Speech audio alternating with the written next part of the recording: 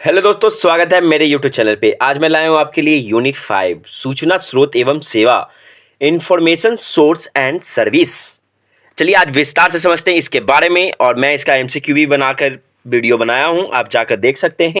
Information source, सूचना स्रोत किसे कहते हैं? पुस्तकालय प्रलेख स्वरूप पुस्तकालय प्रलेखों को उससे भौतिक विशेषताओं, सूचनात्मक विशेषताओं के आधार पर बांटा जाता है। चलिए विस्तार से समझिएगा और नोट डाउन करते चलिएगा। मैं बता दूंगा कौन सा नोट डाउन करना है। भौतिक विशेषताओं के आधार पर डॉक्टर रंगनाथन द्वारा पुस्तकालय प्रलेखों को भौतिक विशेषताओं के आधार पर इस प्रकार बांटा गया है। जो बच्चे नोट डाउन करते हैं वो नोट डाउन कर सकते हैं। जैसे कि डॉक्यूमेंट, और आपसे पूछा जाएगा कि रंगनाथन द्वारा कितने भागों में विभक्त किया गया है, तो 4 भागों में, पहला, दूसरा और तीसरा और चौथा विभाग है। ये क्वेश्चन आ चुका है केबीएस और एनबीएस में, जाकर आप नोट डाउन जरूर कर लें, और जिनको चित्र पाना है वो पढ़ सकते हैं। चलिए आगे बढ़ते हैं। कॉन्वेंशनल डॉक्यूमेंट इस तरह के प्रलेख पुस्तकालय के परंपरागत प्रलेख के होते हैं जो साधारणतः लिखित और मुद्रित स्वरूप में होते हैं। बुक्स, पीरियोडिकल, मैप, एटलस आदि होते हैं। चलिए नॉन कॉन्वेंशनल, इस तरह के प्रलेख पुस्तकालय के परंपरागत प्रलेखों की ही भांति लिखित या मुद्रित स्वरूप में होते हैं, परंतु इसमें विशिष्ट तरह के सूचना रहती है।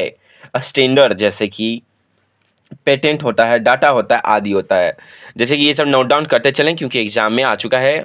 और बिहार लाइब्रेरियन जैसे कि आपको पता है सूचना आ चुका है, तो मजाक में ना लें क्योंकि ये सब इजी क्वेश्चन नहीं पूछेगा। नॉन कॉन्वेंशनल डॉक्यूमेंट इस तरह के प्रलेख पुस्तकालय के अपरंपरागत प्रलेख होते हैं जो साधारणतः लिखित या मुद्रित स्वरूप में नहीं होते हैं, बल्कि कंप्यूटरीकृत और मशीन पाठनीय स्वरूप में होती है।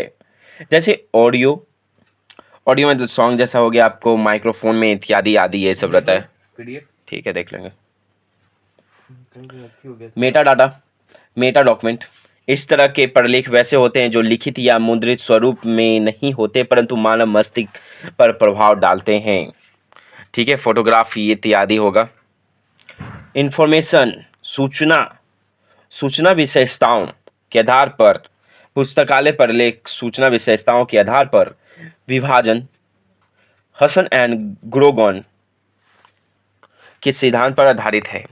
ये सब सारा एमसीक्यू के तौर पे है। चलिए इंपॉर्टेंट है प्रलेखीय स्रोत, डॉक्यूमेंटेशन सोर्स इंपॉर्टेंट है। आप लोग बच्चे लोग ध्यान से नोट डाउन करते चलें। प्राथमिक प्रलेख, प्राइमरी डॉक्यूमेंट, ऐसे प्रलेख नवीन ज्ञान को प्रदर्शित करता है। ऐसे प्रलेख उपयोगकर्ताओं को पहली बार सूचना मुहाने करती है तथा इस तरह की सूचना पूर्व प्रकाशित नहीं हुई रहती है। जैसे thesis, research, journal, report, patent, trade, literature conference. ये इंपॉर्टेंट है। प्राथमिक में जो आपको सूचना तुरंत मिल जाए किसी को बोलते हुए, जैसे मैं आपको सूचना ही दे रहा हूँ इसके माध्यम से, तो सूचना जिसे मिलता है उसे ही प्राथमिक कहते हैं। जैसे कि सेकेंडरी, द्वितीय प्रलेख वैसे प्रलेख होते हैं जिसमें सूचना प्राथमिक स्रोत से इकट्ठा किया जाता है, मतलब प्राथमिक स्रोत के बाद आता है। जैसे बिब्लियोग्राफी हुआ, एब्स्ट्रैक्ट हुआ, इंडेक्स हुआ, हिस्ट्री और हैंडवर्क हुआ, एंड इंसाइक्लोपीडिया हुआ, डिक्शनरी हुआ, थेसिस हुआ, ईटीसी। बहुत सारे हैं। जैसे कि 3 में है तृतीय प्रलेख, लास्ट। ये वैसे स्रोत जो शोधकर्ताओं या उपयोगकर्ताओं को द्वितीय स्रोत के उपयोग के लिए मार्ग प्रशस्त करता है। जैसे डिक्शनरी हो गया, ईयरबुक हो गया, बिब्लियोग्राफी हो गया, लिस्ट ऑफ रिसर्च हो गया।